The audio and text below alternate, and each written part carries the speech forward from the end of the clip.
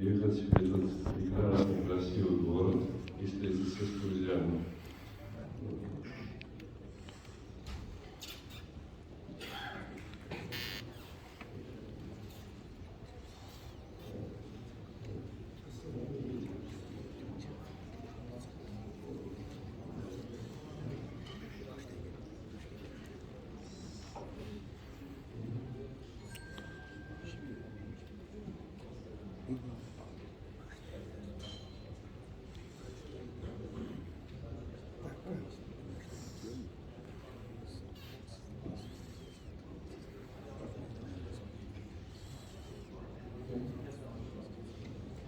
Разрешите доклад сделать по-английски, но буду рад отвечать на вопросы по-русски. Today we will speak about prostate cancer from early detection to early stage cancer management. We know that prostate cancer is the most frequently diagnosed oncologic disease after skin cancer. Prostate cancer is the second leading cause of oncological death in men. 1 in 7 men will be diagnosed with prostate cancer at some point during their lifetime. U.S. Preventive Service Task Force recommended against PSA-based prostate cancer screening in May 2012 because screening offers small potential benefit of reducing the chance of death from prostate cancer in some men. However, many men would experience potential harms of screening. It was said in this recommendation. It is assumed that prostate cancer is not a fatal disease. Many men will never suffer from it. However, so is it. We know incidental prostate cancer at autopsy on the left and 11% cancer deaths of all male cancers are prostate cancer related. This is on the right. What has been the consequence of less pre-screening? In UK, the disease is diagnosed in advanced stages. Cure is most difficult and toxic.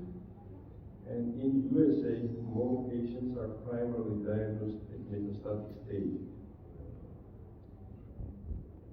It appears that new recommendation is coming from European Commission, which recommends to include prostate cancer screening in screening programs across all Europe. Prostate cancer risk-adapted strategy is recommended by guidelines. It undermines PSA testing with low normal values, risk calculators, MRI, and reflex tests. If prostate cancer risk is increased, then MRI pathway is recommended, which undermines MRI-based biopsy decision-making and MRI-based targeted fusion biopsy. Why low normal PSA values are introduced?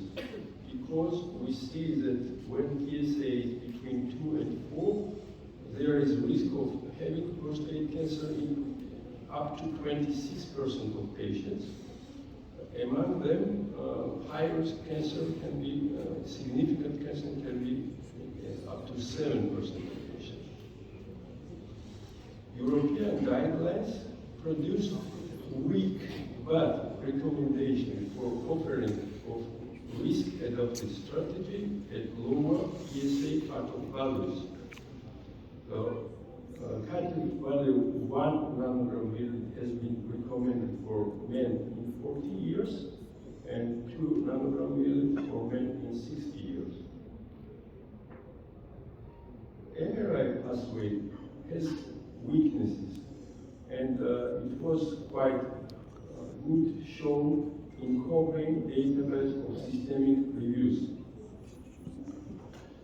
MRI pathway and systemic biopsy missed considerable proportions of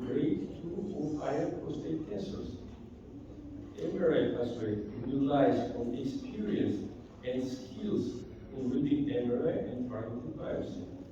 MRI pathway beneficially missed more grade 1 prostate cancers than systemic biopsy. Assumption of cost-effectiveness of MRI pathway may be incorrect. So, Cochrane review conclusion is that further improvement of the prostate cancer diagnostic pathway should be partial.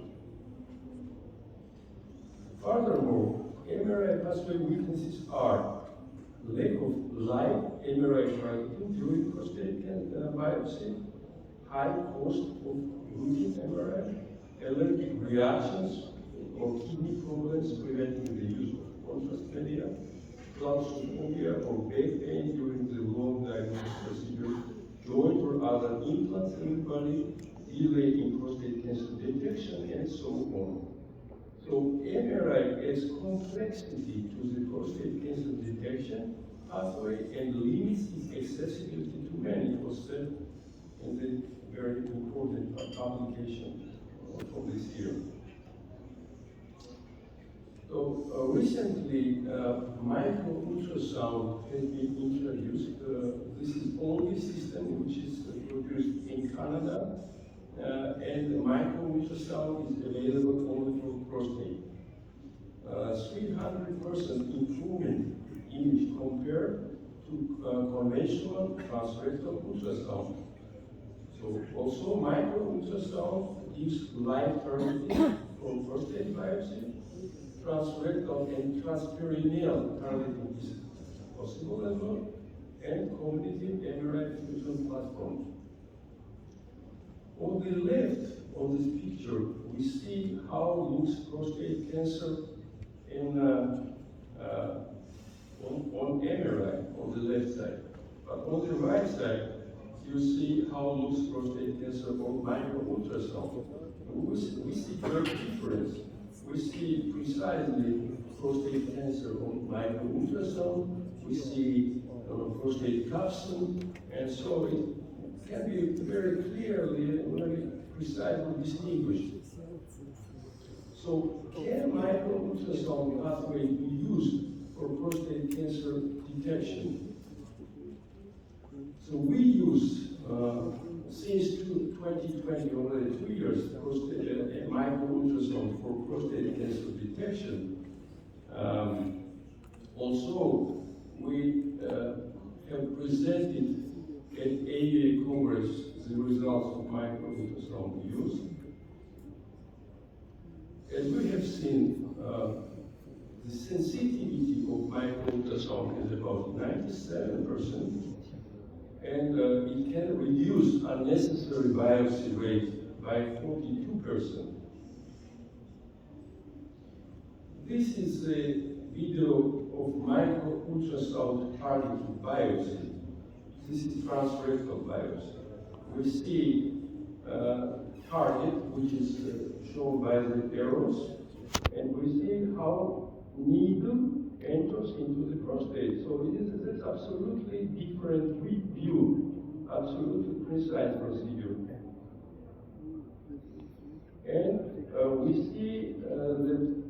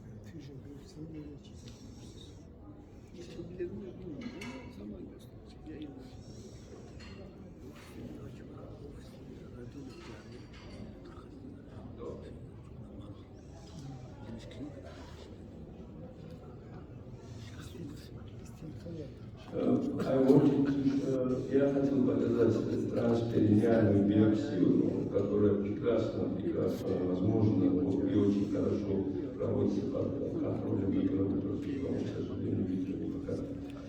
So, treatment modalities for early stage prostate cancer, we know everybody. This is active surveillance, radical prostatectomy, radiation therapy, brachytherapy, chemotherapy. So, active surveillance is widely used across the world, but unfortunately 51% of patients discontinues active surveillance within 4 years of observation. So, of course, radiation therapy is standard of care. However, the radiation dose escalation up to 80 grades is crucial to kill cancer cells. And protection of healthy tissue from increased doses of radiation damage is essential. New radiation therapy modalities such as intensity modulated IMRT, volume modulated BMRT, and image guided radiation therapy IGRT are not free of healthy tissue damage. Standard radiation therapy often is combined with hormonal therapy, which also might be tied with number of side effects. Prostate cancer brachytherapy is of course can be used, but for treatment of low stage, low risk prostate cancer, and good urinary function is required, which is not a frequent case in prostate cancer patients. The reported incidence of acute and late grade 2 and above urinary, bowel and sexual side effects is very variable. The learning curve exists, technical challenges exist, careful planning of seat placement is necessary. So it's not easy procedure actually. Radical prostatectomy is the standard of care. Of course, open radical prostatectomy was popularized by Walsh in 1982. We do a lot of cases in my clinic. We did more than 1,000 cases. Many cases with advanced cases, and you know, I have presented several times at different congresses treatment of oligometastatic and locally advanced prostate cancers. So of course, radical prostatectomy is very nice method. The laparoscopic approach was first reported in 1997. 9 hours was operating time, indicating significant technical and economic difficulties with the same access. And the first robot-assisted laparoscopic approach was reported in 2002.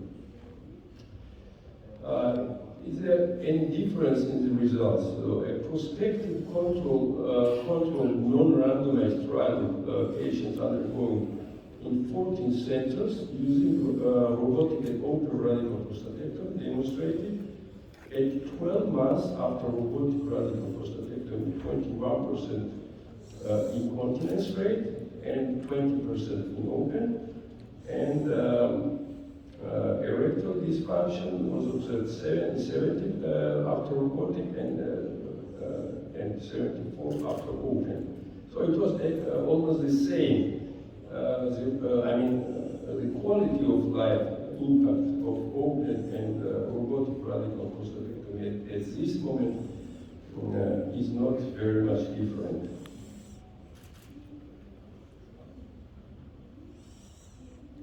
So what are the complications of standard treatments? This is radiation proctitis, radiation cystitis, urine incontinence, and erectile dysfunction. So we certainly need less toxic treatments options, especially for early stage prostate cancers.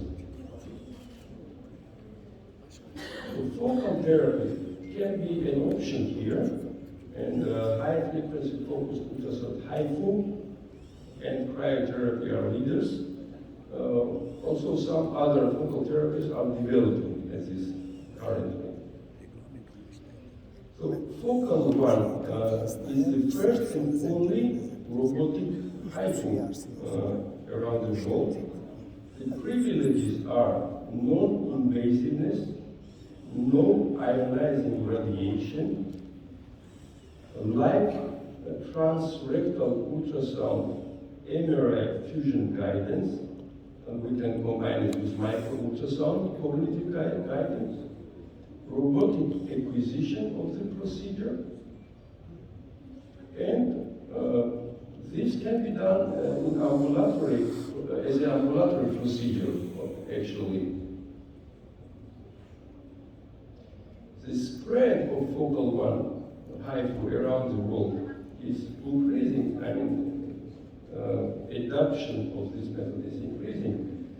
HIFU treatment is the most commonly performed focal therapy in Germany, and Focal One HIFU is widely adopted in leading United States clinics like Memorial Sloan Kettering, Cleveland Clinic, California University, and this method is also available since 2021 in Georgia, in Tbilisi.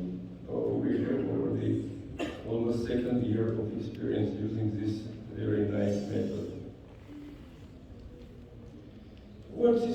There are controversies about the effectiveness of HIFU in prostate cancer treatment. And European guidelines say that HIFU is not recommended for routine clinical use currently. But it's very surprising, but recommendation by EAU guidelines 2022 is based on few relatively old publications, which are already 5 and 7 years old. So it's quite old publication, and current recommendation is based on that. The controversies on effectiveness of HIFU, of course, exist, but over past 5 years, more studies have been investigated HIFU. Recently, 2 extensive review papers have been released. Hopsticken et al. They analyzed 72 papers on HIFU, on focal therapy. And conclusion is that focal therapy improves functional outcomes and minimizes adverse events. Another review paper from Baku,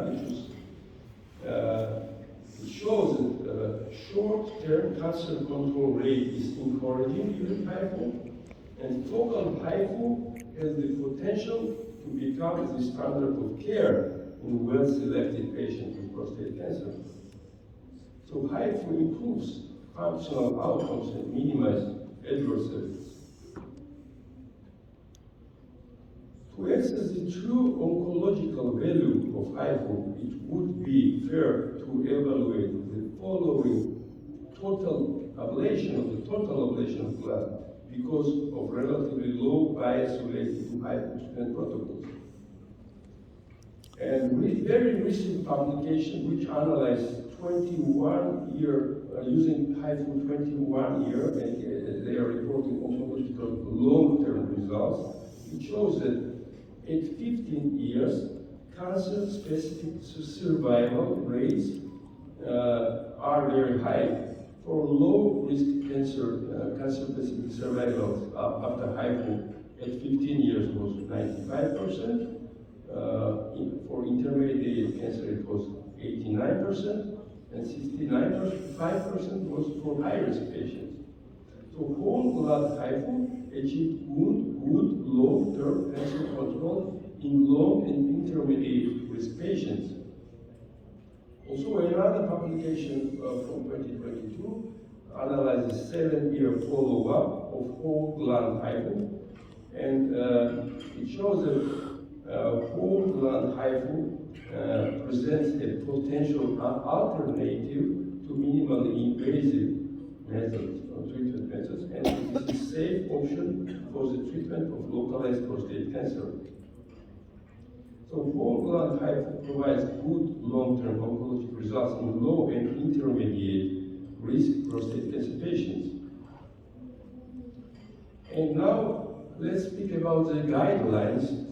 And in 2021, HIFU entered in German oncological guidelines, which are main guidelines in Germany and might be across the world, one of the leading guidelines.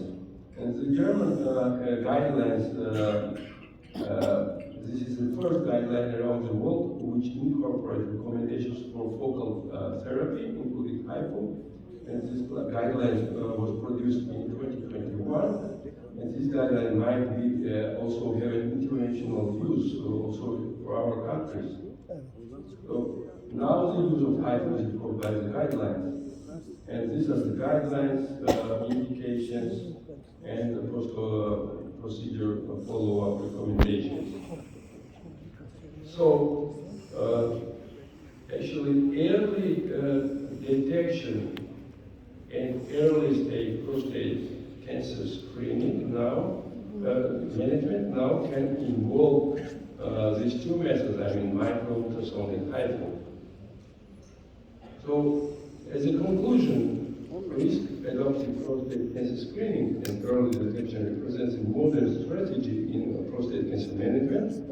Micro-ultrasound has very good potential to be incorporated in prostate cancer screening and early detection programs. HIFU can be safely used for the management of early-stage prostate cancer without significant reduction in quality of life.